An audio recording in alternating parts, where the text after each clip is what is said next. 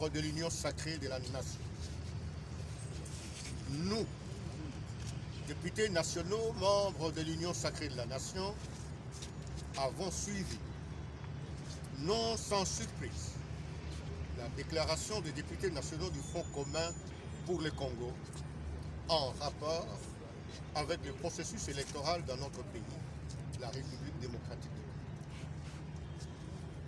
Dans sa déclaration, le FCC refuse de participer au débat et à l'adoption de la loi électorale et exige un dialogue en dehors du Parlement, lequel dialogue ne vise que la non-tenue des élections dans le délai constitutionnel et le partage du pouvoir sans le concours du peuple. À ce sujet, nous tenons à apporter à l'opinion tant nationale qu'internationale des précisions suivantes. 1. L'Union sacrée de la nation s'inscrit dans le schéma constitutionnel et ne peut compromettre les valeurs démocratiques pour lesquelles elle s'est battue et séparée du FCC auquel elle demeure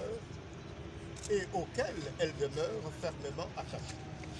Elle réaffirme l'engagement ainsi que la détermination du président de la République, chef de l'État, son Excellence Félix Antoine Tshisekedi Tshilombo, maintes fois réitéré pour l'organisation de meilleures élections que le pays n'a jamais connues en 3 cycles, c'est-à-dire des élections crédibles, inclusives, transparentes et apaisées, et ce, conformément à la Constitution, aux lois pertinentes et aux bonnes pratiques en la matière.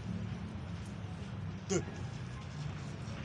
Il y a lieu de relever que la loi électorale actuellement en vigueur est un héritage du FCC seul, alors que la proposition de sa modification actuellement en discussion à l'Assemblée nationale n'est pas l'œuvre de l'Union sacrée, mais plutôt celle de l'opposition à l'époque où FCC et CACH étaient en coalition.